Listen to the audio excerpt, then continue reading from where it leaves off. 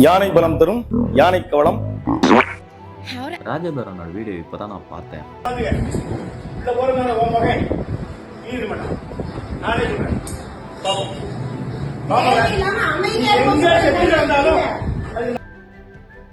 அதுல எனக்கு ஒரே ஒரு விஷயம் மட்டும்தான் புரியல.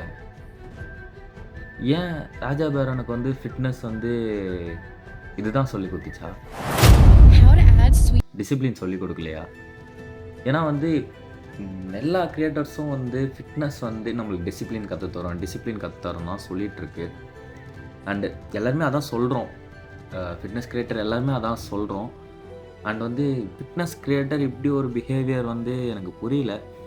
அவரோட எமோஷனலாக ஹையாக இருந்து கூட இருந்திருக்கலாம். பட் இதுதான் ஃபிட்னஸ் உங்களுக்கு டிசிப்ளின் சொல்லி கொடுத்துச்சா? இந்த டிசிப்ளின் தான் உங்களுக்கு ஃபிட்னஸ் சொல்லி கொடுத்துச்சா?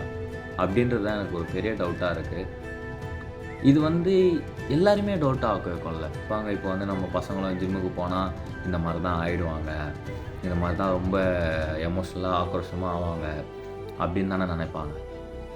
இப்போ இந்த வீடியோவெல்லாம் பார்க்குற பேரண்ட்ஸோட மைண்ட் செட் எப்படி இருக்கும்? ஒரு ஃபிட்னஸ் கிரியேட்டர், அதாவது ஒரு ஃபிட்னஸ் சொல்லித்தர ஆளே இந்த மாதிரி பண்ணிகிட்ருக்காருன்னும் போது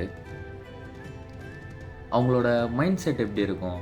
நம்ம பசங்கள்லேயும் நம்ம இந்த மாதிரி ஆகிடுவாங்களோ அப்படி தானே இருக்கும். எண்ட் ஆஃப் தி டே இவர் தப்பு அவர் தப்பு யாரை வேணால் தப்பாக இருக்கட்டும். பட்